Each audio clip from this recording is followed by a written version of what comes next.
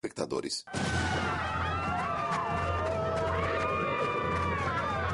Sodoma e Gomorra, destruídas pelo céu. Mas há alguma verdade nessa história? Novas descobertas na arqueologia, astronomia e geologia revelaram indícios surpreendentes de que caiu fogo do céu na forma de um asteroide. A Bíblia, uma escritura sagrada para bilhões de pessoas, cheia de milagres e mistérios. Novas descobertas tecnológicas sugerem que alguns dos incríveis milagres são baseados em fatos reais. A ciência pode revelar a verdade por trás dos maiores mistérios da Bíblia? A Bíblia, Mistérios Revelados, Sodoma e Gomorra. Uma das histórias mais fascinantes dos livros do Antigo Testamento fala de duas cidades antigas localizadas na região do Mar Morto, Sodoma e Gomorra. A Bíblia diz que nelas reinava tal iniquidade que Deus as destruiu de forma terrível, com uma chuva de fogo e enxofre. Caiu fogo dos céus, e todo o local ficou coberto pelas cinzas incandescentes que se elevavam no ar. Eu acho que a Bíblia quer dizer que foi alguma coisa nunca vista antes.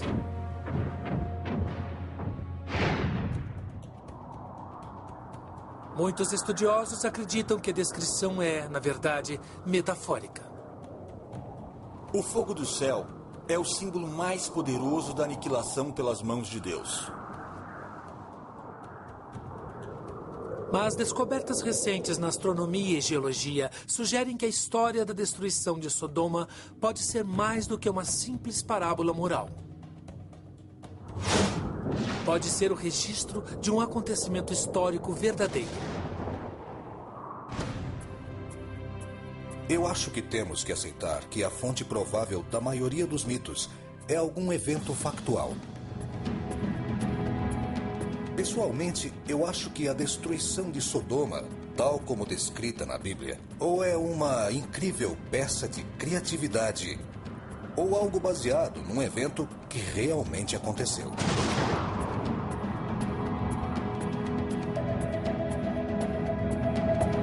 Em 2008, um registro da antiga Suméria foi traduzido pela primeira vez e parece estabelecer uma relação surpreendente com a história de Sodoma. Num antigo disco de argila, um antigo astrônomo sumério registrou uma estranha visão do céu noturno. Ele indica que um objeto passa na frente das estrelas em grande velocidade.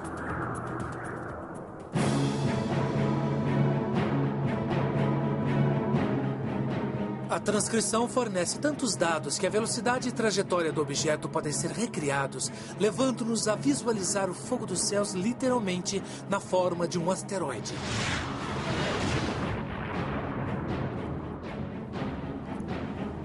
Nós concluímos pela descrição do disco que o asteroide tinha mais de 1 quilômetro de diâmetro. Se a informação do disco estiver correta, o impacto do asteroide, ao se chocar com a Terra, pode ter sido devastador, 100 vezes mais poderoso que a maior arma nuclear do mundo. A bola de fogo deve ter sido impressionante, deixando um rastro de centenas de quilômetros.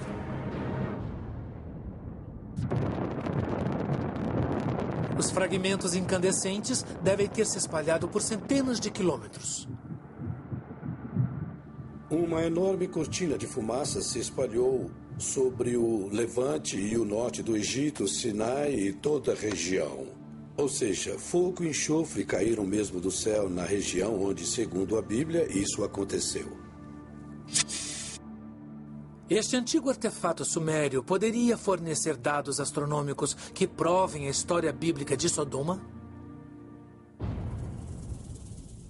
Para investigar esta passagem, precisamos começar pela história propriamente dita, como descrita no Gênesis, o primeiro livro da Bíblia. O capítulo 18 do Gênesis conta a história de um homem justo chamado Ló, que mudou com sua família para a grande cidade de Sodoma. Ainda no livro do Gênesis, a cidade da Idade do Bronze, conhecida como Sodoma, é tão iníqua que Deus decide que precisa ser destruída. Segundo a Bíblia, a ira de Deus também se estende a todas as cidades ao redor, Gomorra, Adma, Zeboim e Zoar. Entretanto, Deus decide poupar Ló, se possível. Deus envia 2 anjos disfarçados de homens para visitar Ló em Sodoma e a adverti-lo da destruição iminente. Os anjos insistem com Ló para que ele vá embora. Que pegue sua mulher e suas 2 filhas e saia da cidade, porque Deus vai destruí-la.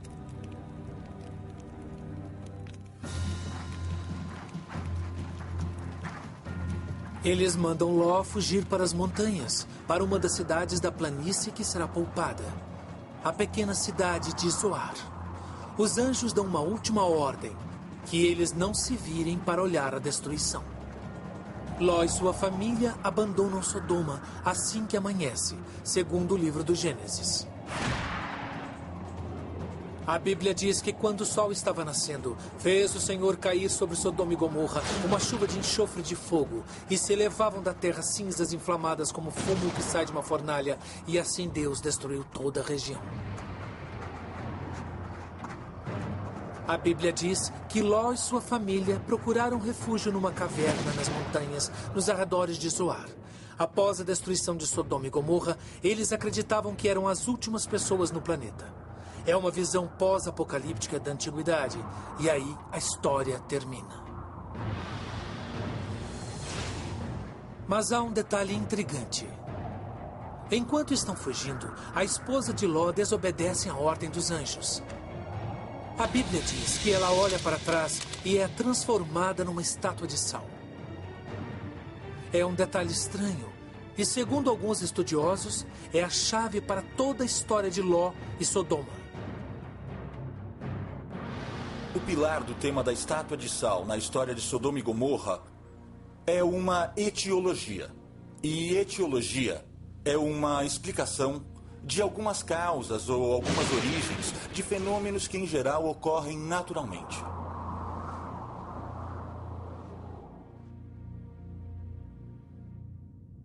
As etiologias são encontradas em lendas populares e nas mitologias de todo o mundo. São histórias que procuram explicar um fenômeno natural, como, por exemplo, por que as montanhas existem, por que o céu é azul e por que o solo de Israel é improdutivo.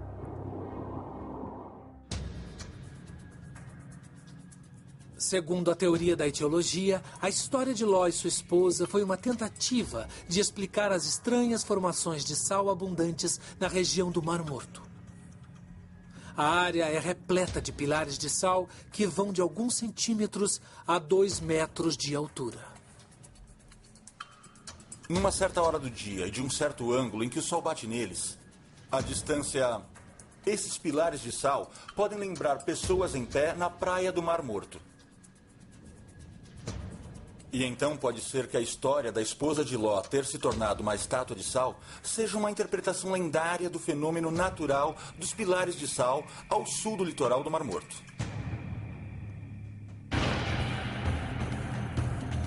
Será que a teoria da etiologia explica o mistério bíblico?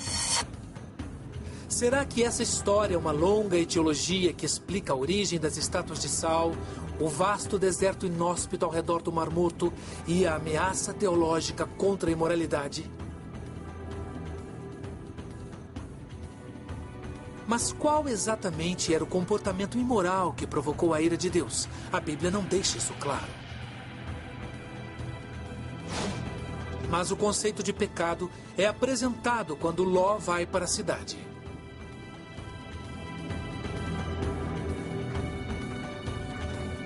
Há um conflito cultural entre a vida da cidade e a vida nômade no Velho Testamento. No Velho Testamento, as cidades são consideradas locais de pecado. E há evidente preferência pelo estilo de vida nômade, que depende exclusivamente do amparo de Deus para existir. A cidade para a qual Ló se muda não é lugar para um pastor de ovelhas. Segundo a Bíblia, Sodoma está imersa em pecado. A Bíblia não diz precisamente qual é o pecado de Sodoma, só que era um lugar pecaminoso. Mas há indícios intrigantes. Em Gênesis 18, 19, está escrito que anjos disfarçados de homens visitam Ló. E enquanto estão na casa dele, homens de Sodoma querem manter relações sexuais com eles. Isso significa que o pecado de Sodoma era a homossexualidade? Para gerações seguintes, sim. Tanto que qualquer ato sexual fora dos padrões passou a ser chamado de sodomia. Mas, na verdade, a Bíblia nunca afirmou especificamente que o pecado de Sodoma era sexual. Alguns sugerem que o problema era mais simples. Os cidadãos de Sodoma eram rudes com estrangeiros. Quando os estrangeiros foram visitar Ló, a Bíblia diz que os sodomitas os trataram mal. O grande pecado de Sodoma e Gomorra era a falta de hospitalidade. Eram pessoas que não gostavam de dividir, não se preocupavam em receber bem forasteiros, o que tinha grande valor bíblico. Os primeiros hebreus eram nômades que consideravam muito valioso o ato de compartilhar com outros viajantes no deserto. Esses grupos nômades teriam ficado surpresos com o egoísmo dos habitantes das cidades, um fenômeno novo na época que os historiadores chamam de Idade do Bronze. Começando por volta do ano 3000 a.C., a Idade do Bronze marca o período em que a agricultura começou a ser desenvolvida, assim como a fabricação de ferramentas de cobre e bronze e a organização da vida em comunidades muradas. É o começo da civilização como a conhecemos. A descrição das cidades da Idade do Bronze ajuda a criar um cronograma que situa a narrativa bíblica entre o ano 3200 e o ano 1000 a.C. Mas, além do texto do Gênesis, não há muita informação para confirmar a história de Sodoma. Muitas coisas mencionadas no texto da Bíblia não têm base científica. Mas isso não significa que não transmitam algum tipo de verdade espiritual àqueles que as leem.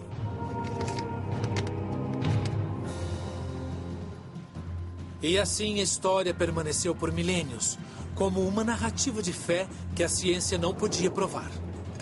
Mas no século XX, descobertas arqueológicas mostraram indícios surpreendentes de que a história bíblica poderia ser baseada em fatos. No piso de uma antiga igreja, há um imponente mapa em mosaico com uma trilha que parece levar à cidade perdida de Zoar e às ruínas da própria Sodoma.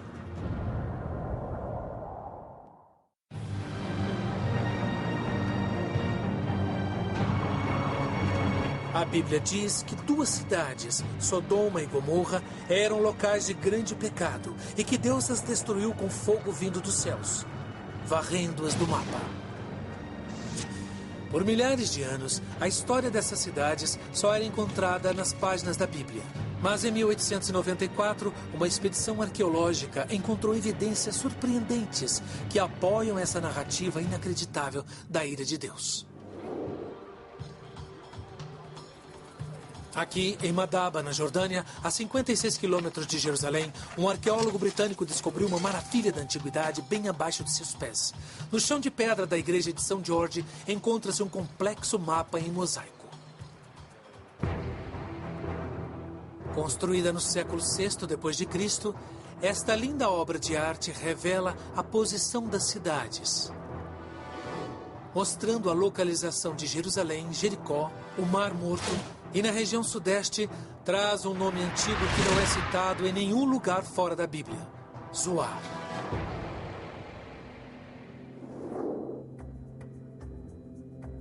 É a menor cidade bíblica da planície, a única cidade que Deus não destruiu segundo Gênesis. Finalmente, uma forte evidência de que uma das cidades bíblicas realmente existiu. Na verdade, o vilarejo existe até hoje, conhecido pelo nome medieval de Saf. Só quando o mapa de Madaba foi descoberto é que os historiadores se deram conta que Saf fica no mesmo lugar da antiga Zoar. E perto da cidade, no antigo mosaico, encontra-se outro enigma surpreendente. Uma frase parcialmente apagada escrita em grego. O Santuário de Santo Ló, ou São Ló. Seria uma referência ao refúgio de Ló durante a destruição de Sodoma? Os arqueólogos seguiram a trilha do mapa, que os levou diretamente às ruínas de uma antiga igreja construída no século VII depois de Cristo. Os azulejos da ruína indicam a igreja como sendo o Santuário de São Ló. E os arqueólogos encontraram outro detalhe fascinante. A igreja tem uma nave central e duas laterais. E uma delas, a nave norte, tinha uma pequena caverna no final. A caverna parece coincidir com a descrição bíblica do abrigo de Ló, um refúgio no monte perto da cidade de Zoar. Esta caverna pode não ser a prova definitiva da história de Ló, mas é um forte indício.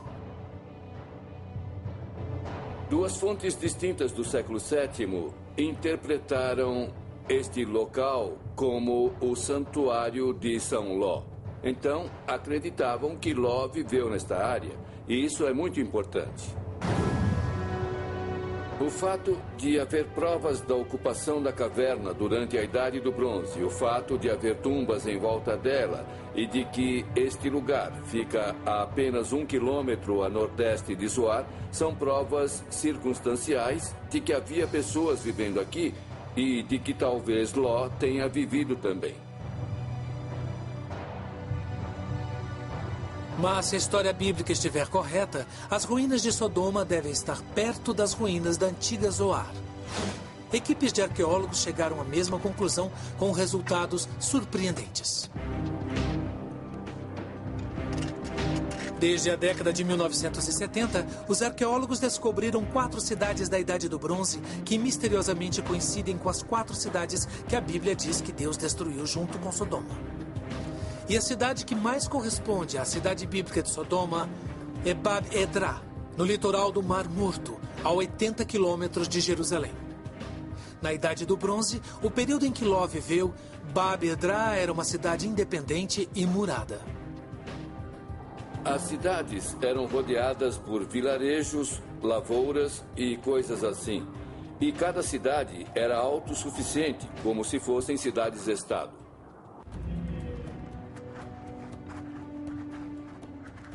Em seu apogeu, Bab-edrá chegou a ter 1.000 habitantes.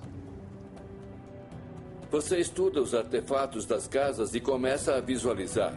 Aqui era a cozinha, ali era a área de trabalho e aqui um saguão e outras coisas. Os primeiros arqueólogos também fizeram uma descoberta perturbadora em Bab-edrá: tumbas coletivas. As pessoas ficaram impressionadas com o número de sepulturas aqui. De acordo com várias estimativas, cerca de 20.000 pessoas foram enterradas aqui.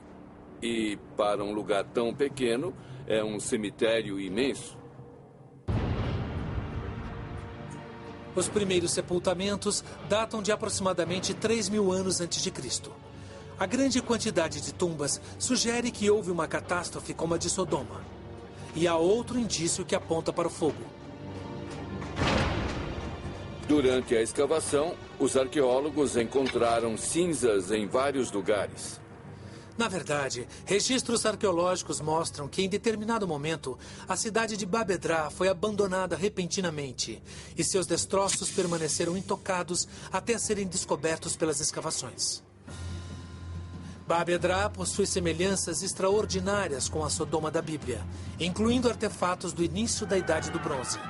Mas será que esta foi a cidade de Ló, destruída pela ira de Deus, segundo a Bíblia? A chave para conectar Bab-edrá à Sodoma da Bíblia pode estar contida neste pequeno disco, encontrado 960 quilômetros ao leste, nas ruínas da antiga Nínive.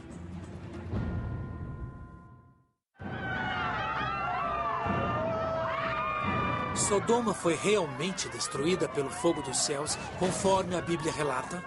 O segredo desta resposta pode estar aqui. Nos arquivos do respeitável Museu Britânico, na coleção de artefatos do Oriente Médio Antigo, descobertos em meados de 1800, encontra-se um pequeno disco de argila. O propósito do disco é um mistério. É um artefato da antiga cultura suméria que floresceu onde hoje fica o Iraque. A Suméria predominou no início da Idade do Bronze, de 3.000 a 2.000 anos antes de Cristo, com grandes cidades como Kish e Ur. Seu poder se estendia até o Mediterrâneo. O disco sumério é coberto com caracteres cuneiformes que parecem ser um mapa do céu noturno da antiga Suméria. Sabemos que tem relação com astronomia porque tem desenhos de constelações que podemos identificar e também vários termos astronômicos que conhecemos de outros trabalhos. Entre as constelações identificadas estão Gêmeos, Peixes e os planetas Mercúrio e Júpiter.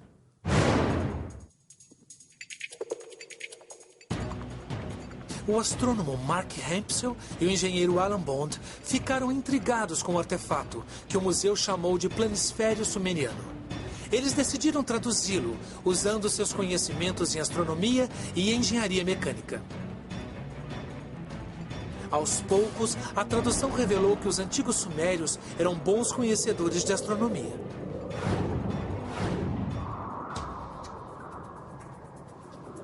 É uma interpretação muito sofisticada do céu noturno que mostra que foi feita por um astrônomo profissional que conhecia seu ofício e não alguém que olhava para o céu e fazia suposições.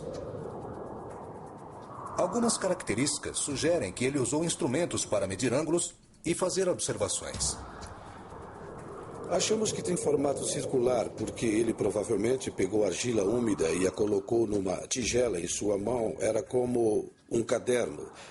E registrou coisas como nuvens, posição dos planetas, o tipo de coisa que um observador do céu registraria. Mas há uma área que permanecia desconhecida desde sua descoberta. Bond e Hempsel levaram as dúvidas de tradução para a equipe do Museu Britânico. O Museu Britânico conseguiu reunir um grupo de especialistas e um deles conseguiu ler o texto.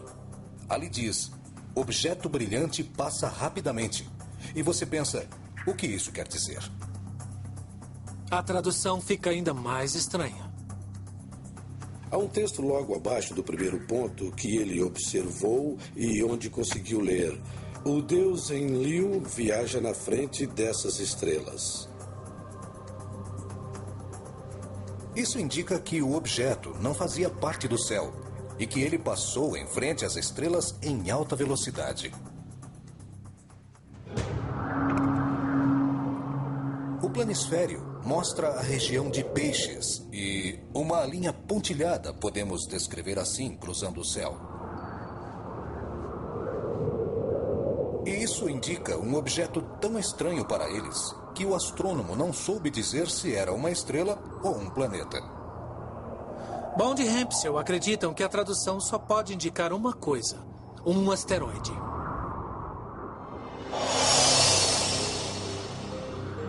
O objeto foi visto pela primeira vez na constelação de Peixes, que os sumérios chamavam de caudas de peixes.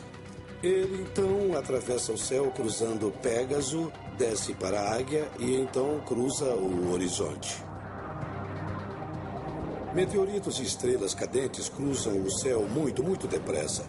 No entanto, nesse caso, o astrônomo viu o objeto abaixo do espaço sideral, movendo-se pelo céu com o mesmo tipo de velocidade de uma nave espacial. A visão deve ter durado uns 4 minutos e meio. Nesse caso, o astrônomo sumério foi tão exato em seu registro que a rota do objeto pôde ser traçada milhares de anos depois.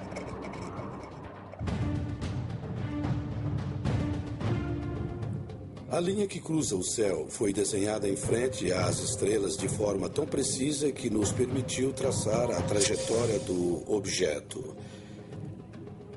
E se voltarmos nessa trajetória, chegaremos a um tipo de asteroide que conhecemos. Eles são chamados de asteroides Aten.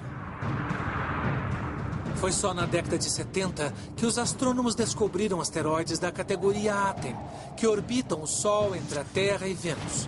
Eles podem variar de 30 metros a mais de 1,5 km de diâmetro. A observação do astrônomo sumério se encaixa perfeitamente à descoberta da astronomia moderna de alta tecnologia.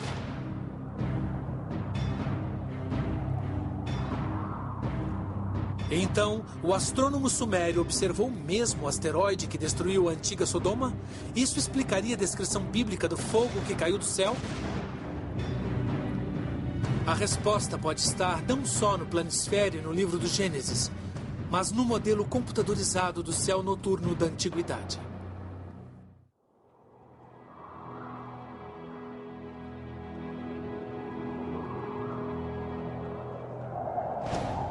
A destruição de Sodoma e Gomorra pelo fogo pode ser confirmada por um único artefato, o planisfério sumeriano.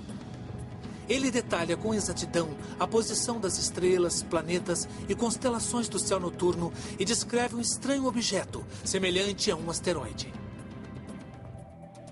Os astrônomos Alan Bond e Mark Hempsel acreditam ter traduzido corretamente o planisfério e descoberto o verdadeiro local do impacto do asteroide.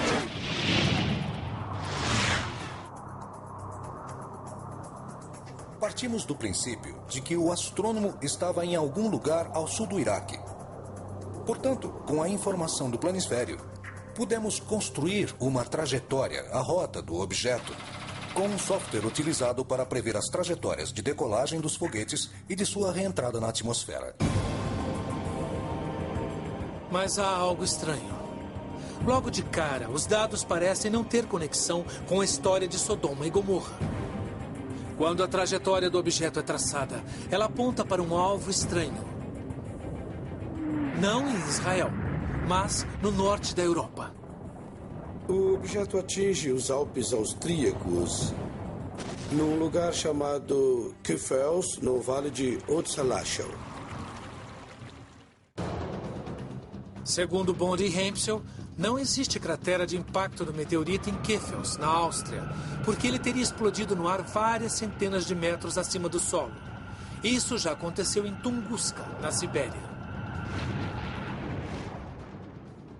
Em 1908, houve um impacto próximo à órbita terrestre em Tunguska, na Sibéria, que devastou uma área de aproximadamente 50 quilômetros e foi uma explosão aérea. Este objeto que estamos pesquisando seria milhares de vezes maior. Como o asteroide de Tunguska, o acontecimento bíblico envolveu uma grande explosão aérea. O asteroide já estava em processo de desintegração. É por isso que não existe uma cratera.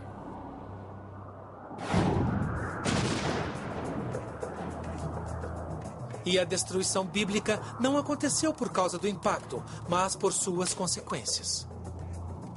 Quando o objeto explodiu em Kfels, deve ter produzido uma nuvem imensa e achamos que isso pode explicar a história de Sodoma e Gomorra.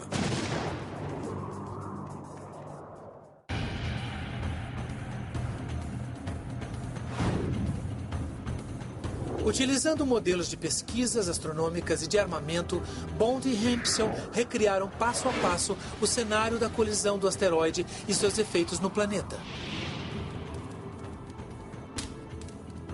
O asteroide de mais de 1 quilômetro veio na direção ao planeta numa trajetória baixa, observada na Suméria e no Mar Morto. Entrou na atmosfera pela Grécia, formando uma bola de fogo que cruzou a Europa e finalmente explodiu sobre os Alpes, formando uma nuvem incandescente 100 vezes maior do que a da arma nuclear mais poderosa do mundo. A explosão em Kfels teria criado um cogumelo de rocha, poeira e terra. Uma imensa nuvem de fragmentos que formou um arco de centenas de quilômetros no céu, seguindo a trajetória do asteroide. Bilhões de toneladas teriam sido lançadas a uns 5 quilômetros por segundo cruzando o Mediterrâneo. Acreditamos que a nuvem tenha se estendido por 900 quilômetros. E então os fragmentos incandescentes começaram a cair no planeta numa área de quase 2.500 quilômetros em volta do local da explosão, alcançando o Mar Morto. Quando os fragmentos reentraram na atmosfera, formando um arco no espaço, eles se incendiaram devido à fricção com o ar. E em segundos, a temperatura do solo atingiu 400 graus.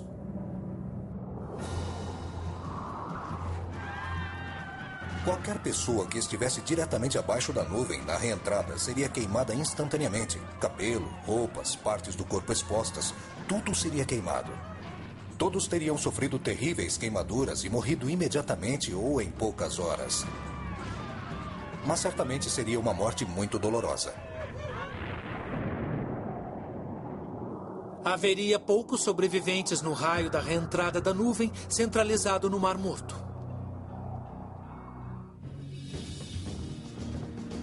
A verdade é que os dados do planisfério são tão exatos que Bond e Hempsel acreditaram que poderiam descobrir a data exata da observação. Existem softwares modernos que podem ser instalados no computador capazes de recriar céus noturnos de muito tempo atrás.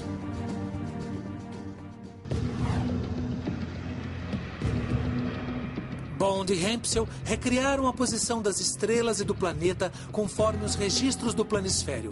Então, meticulosamente, tentaram relacionar isso com os dados conhecidos do céu noturno.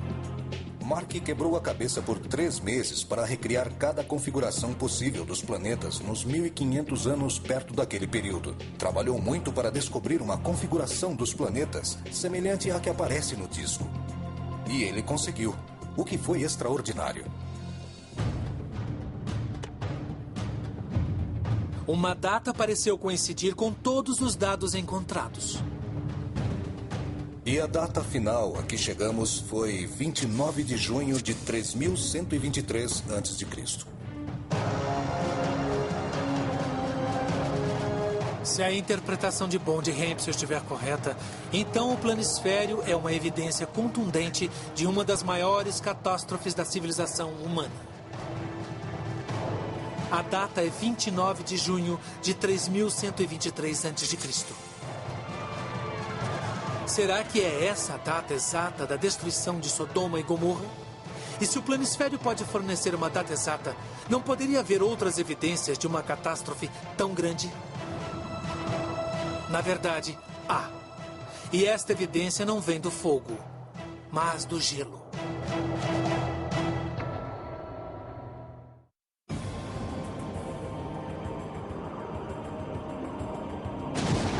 Será que a ciência pode explicar uma das histórias mais fascinantes da Bíblia? Um antigo artefato sugere que a destruição de Sodoma e Gomorra pode ter sido causada pelo impacto de um asteroide.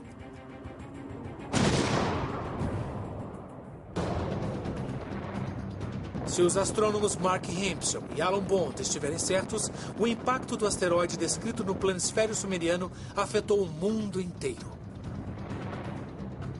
Uma explosão de 10.000 megatons de um asteroide deveria ter deixado mais registros do que uma simples narrativa sobre uma chuva de fogo e enxofre no primeiro livro da Bíblia. Novos indícios surgiram recentemente e não vieram do fogo, mas do gelo. A Universidade do Estado de Ohio é sede de um dos maiores departamentos de paleoclimatologia do mundo. Equipes do Observatório Byrd Polar cruzam o globo em busca de gelo antigo. Sob a supervisão do professor Lonnie Thompson, as expedições coletam núcleos de gelo em geleiras do Peru, Tibete, Groenlândia e Antártida. Os campos de gelo do mundo todo registram histórias. O gelo preserva um registro das mudanças climáticas há milhares de anos e preserva qualquer coisa que estiver na atmosfera. Após perfurar profundamente as geleiras mais antigas do mundo, os núcleos de gelo são retirados e levados para esta imensa sala fria em Ohio. Este é de Pureronge, do Tibete Central. E se olharmos cuidadosamente para este núcleo, conseguiremos ver bolhas de ar. Bolhas minúsculas no gelo também preservam o ar de tempos antigos, que pode ser liberado e estudado em laboratório para determinar a temperatura e o clima de milhares de anos atrás.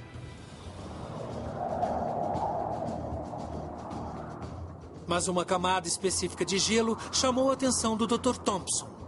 Isso começou quando ele descobriu material vegetal na base de uma geleira em retração no Peru. Na base de um paredão de gelo de mais de 30 metros de altura, encontrei um depósito vegetal. Retirando uma amostra com um canivete e as plantas estavam perfeitamente preservadas, eu seria capaz de identificá-las e datá-las. Pela datação de carbono, essas plantas têm 5.200 anos. E, estranhamente, parecem ter sido congeladas instantaneamente, cobertas por neve e gelo e perfeitamente preservadas por milênios. Quando Thompson examinou outros núcleos de gelo, encontrou indícios de um colapso climático intenso, uma glaciação repentina que assolou o mundo no mesmo período. Desde então, temos estudado nossos registros de núcleos de gelo e vimos que foi um evento global. E nós encontramos isso em núcleos de gelo no Tibete, encontramos em todos os continentes, em arquivos diferentes, e datam de aproximadamente 5.200 anos. Segundo os núcleos de gelo, o norte da África, que era uma região rica e fértil, secou repentinamente e deu lugar ao deserto do Saara. No Chile, regiões tropicais foram cobertas por neve e granizo há milênios. No Oriente Médio, regiões férteis viraram desertos e civilizações sucumbiram. Acho que foi um evento em larga escala e causou impacto na humanidade em muitos continentes. Nós só começamos a examinar este evento, mas já ficamos espantados com a escala. O que aconteceu naquele período? O que poderia causar uma mudança climática tão repentina numa área tão grande do planeta? O planisfério sumeriano pode guardar as informações restantes. A datação por carbono tem uma margem de erro de 100 anos para mais ou para menos, situando o congelamento repentino de 5.200 anos atrás, na mesma época do asteroide registrado no planisfério sumeriano, 3.123 anos antes de Cristo. Um asteroide com mais de 1 quilômetro de diâmetro poderia criar uma nuvem de fragmentos e de cinzas capaz de cobrir o planeta todo, bloqueando o Sol durante meses e causando um colapso climático mundial. Grandes áreas da Terra congelariam de repente. Outras áreas poderiam se tornar desérticas durante milênios.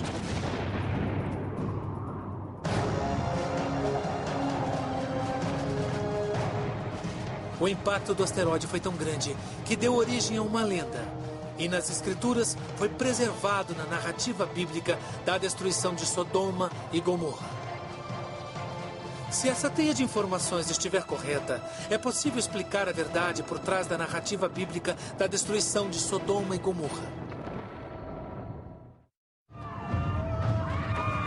Em nossa busca da verdade do fim de Sodoma e Gomorra, pesquisamos textos bíblicos, evidências arqueológicas e geológicas e astronomia antiga.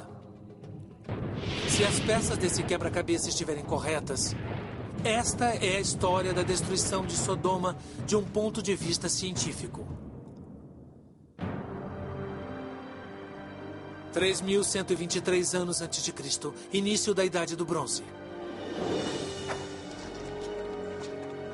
Numa região fértil do Oriente Médio, um pastor nômade se muda para uma das novas cidades próximas ao Mar Morto.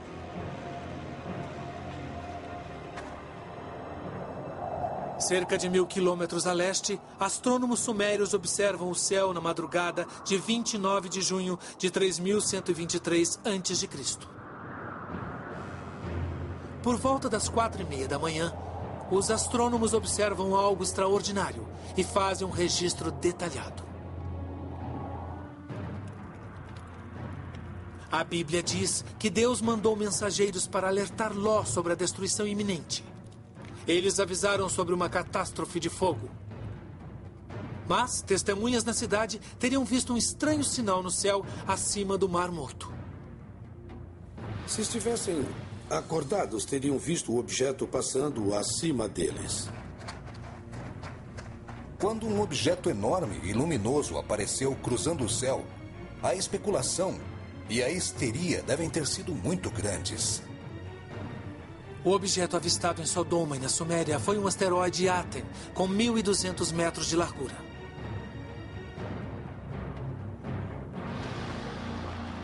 A Bíblia diz que Ló e sua família receberam um aviso e fugiram para as montanhas. O asteroide se aproxima dos Alpes austríacos mais rápido que a velocidade do som, numa trajetória baixa. Ele raspa nos picos das montanhas perto do Vale Kefels e explode numa bola de fogo.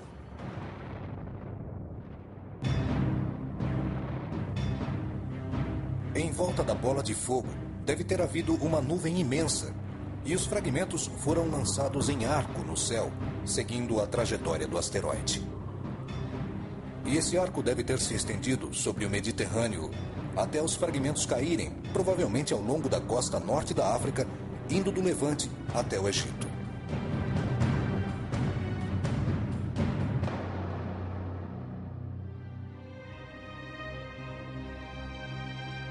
Os habitantes das cidades que ficavam nessa região devem ter tido uma das visões mais lindas e impressionantes da história.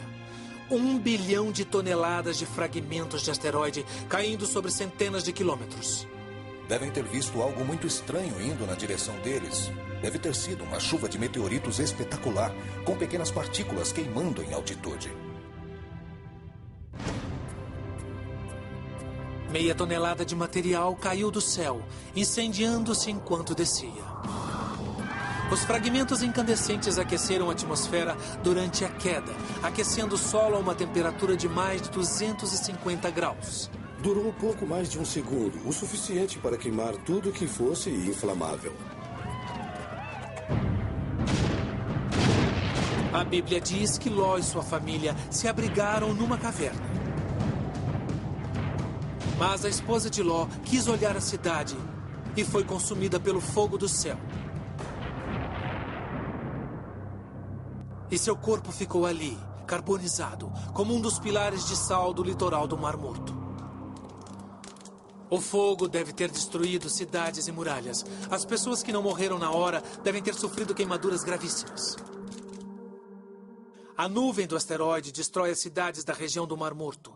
Cidades que a Bíblia chama de Gomorra, Adma, Zeboim e Sodoma.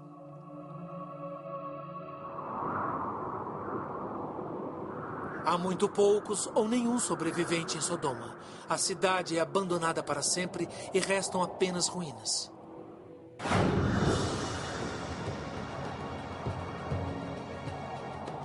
A destruição de Sodoma e Gomorra pode ter sido finalmente desvendada. Não como uma parábola bíblica, mas como uma chuva de fogo, literalmente. Para os cientistas, a história da chuva de fogo pode ser o registro de um evento geofísico. Mas para os fiéis, a história de Sodoma contém mais do que informações científicas. Contém algo bem mais importante. Então, como entender a história de Sodoma e Gomorra? Concluímos que deve ser lida com um sentido baseado na fé. Eu digo para os meus alunos para não gastarem energia com o que é histórico ou não.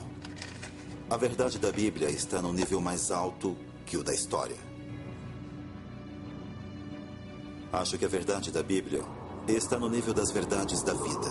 Ela nos diz coisas sobre a vida que, de outra forma, não saberíamos e não poderíamos provar. Ainda assim, um livro de verdades espirituais pode conter a semente de fatos geofísicos. E ao destacar dados codificados no texto sagrado, a ciência pode, às vezes, revelar histórias reais de catástrofes reais. Versão brasileira, Tempo Filmes, São Paulo. Desvendando alguns dos maiores mistérios da Bíblia.